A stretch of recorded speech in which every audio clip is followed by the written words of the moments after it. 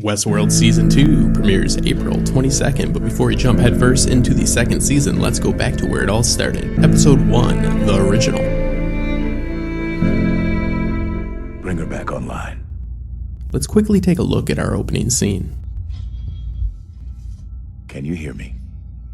Yes. I'm sorry, I'm not feeling quite myself. You can lose the accent. Do you know where you are? I'm in a dream. That's right, Dolores. You're in a dream. Would you like to wake up from this dream? Yes. I'm terrified.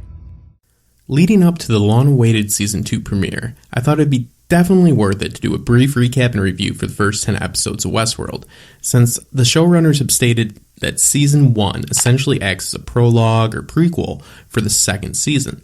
So if there's ever been a series that's worthy of a rewatch before a new season premiere, Westworld is that series. Now, I will be keeping these videos fairly brief and mainly focusing on the aspects I really enjoyed upon my recent rewatch, as well as pointing out the many seeds the ambitious series plants in its first 10 episodes that will eventually become essential elements of the story going into Season 2. So let's talk about this opening scene. Now, it's definitely an ambitious start to an ambitious series. After the stunning opening credits, which I will not address in this video because I will not shut up about all the symbolism, we are treated to a barely covered Dolores. Evan Rachel Wood are protagonists in this series. A quick mention here is they start off the series also, with a nude Evan Rachel Wood, but even though the series got a lot of flack for this first episode, some viewers and critics claim that the series had a lot of gratuitous nudity in it. And this is for an HBO show. Now, what they do every time they actually do show nudity in the show, or almost every time, and what they're definitely doing in this scene, is utilizing something called the uncanny valley.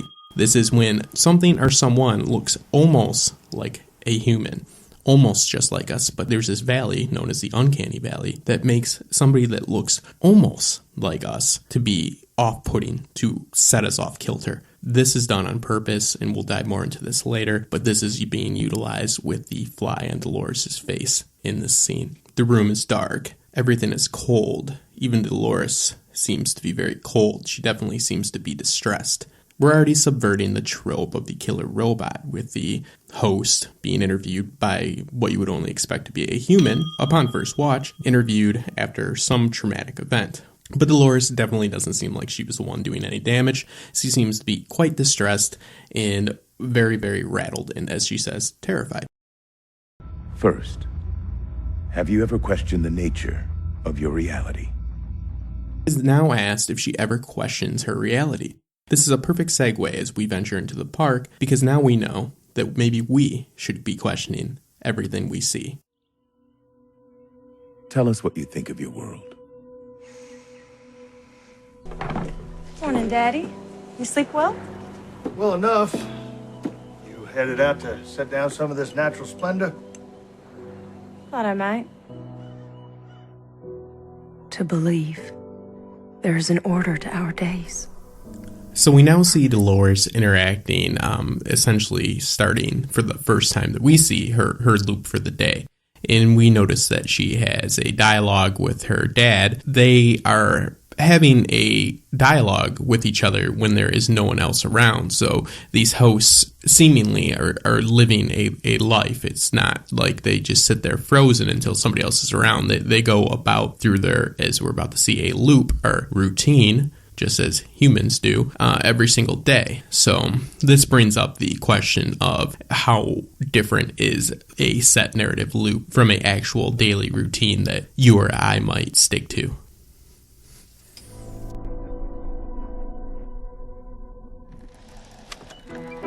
What do you think of the guests?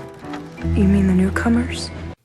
And we'll be speeding it up a little bit at this point so we can make these videos as brief as possible and just hit on some of the main points. But this is a great scene where we are introduced to Teddy, played by James Marsden, and your typical hero. I mean, James Marsden is definitely a hero type, and we see him on the train. This is a train that, assumingly, the visitors, the newcomers as they call them, come in on the train and start their visit in Westworld.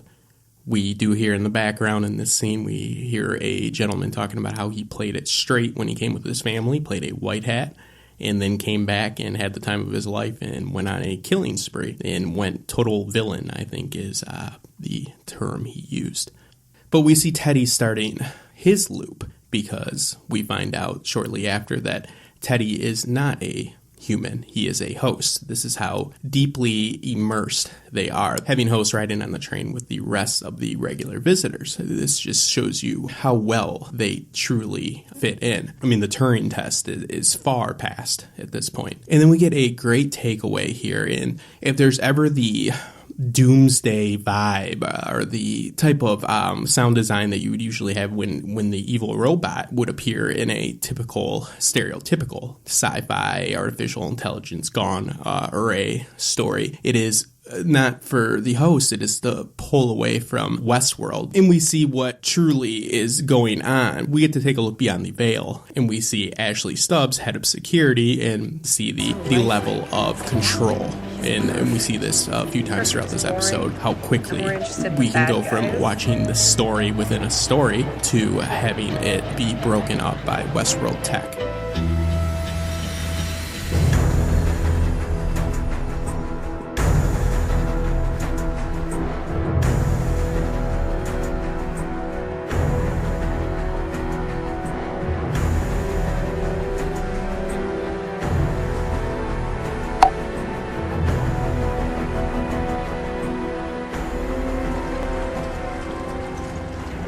Growing boy!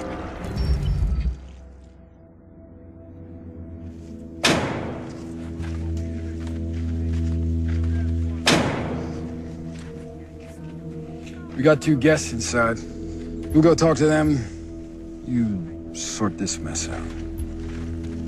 Now, they're supposed to turn on each other, but only if a guest takes them on the High Sierra story.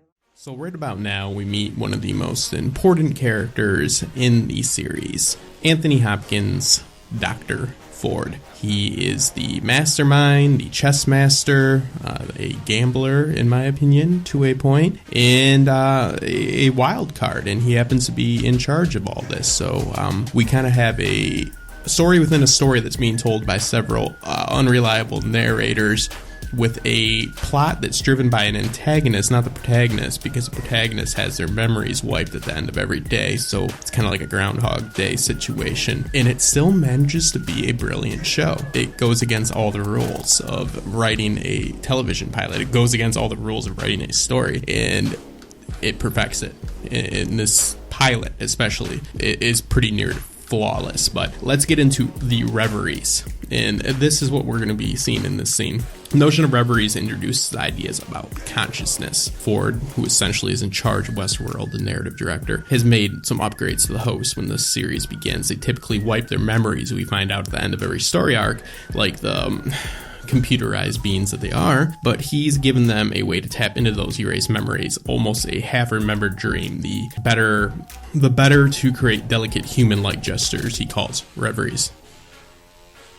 Now, anybody that's familiar with the sci-fi genre, which I was not at the beginning of the show, is fairly familiar with how reveries work and where they usually end up taking these types of situations. But that'll be in a later episode. He found a way to access them, like a subconscious. A hooker with hidden depths. Every man's dream. It's the tiny things that make them seem real. They make the guests fall in love with them.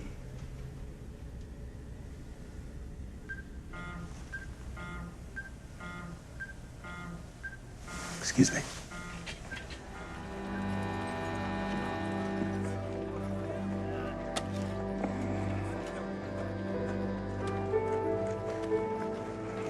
Mighty kind of you.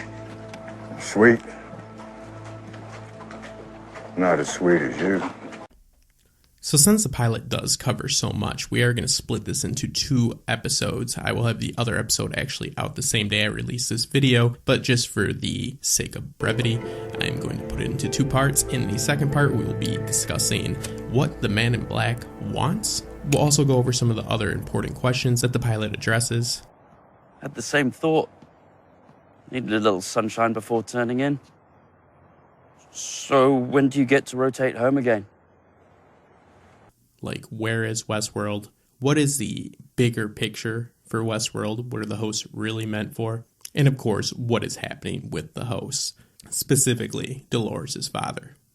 As well as, besides all the philosophical questions and the deeper meaning behind Westworld, with all the deep connections to literature and the power of storytelling, how does this show hold up for the, let's just say, casual viewer, for the entertainment for entertainment's sake crowd, which there's nothing wrong with that. Did it deliver on the pilot?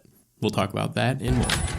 So make sure to look out for that. It'll literally be out a few hours after this one is. And I'm Justin Thomas. Make sure to subscribe and join the Patreon if you have not already. Great group of people. Support creativity. Every little bit helps. Every little bit goes into the channel. And we'll see you guys soon.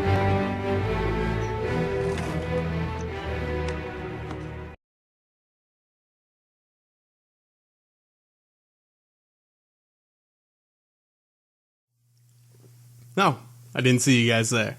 I'm Justin Thomas, and I hope you enjoyed that video. And if you did enjoy that video, make sure to check out some of our other videos, maybe right here, possibly right there. But make sure to subscribe right there, and we'll see you guys soon.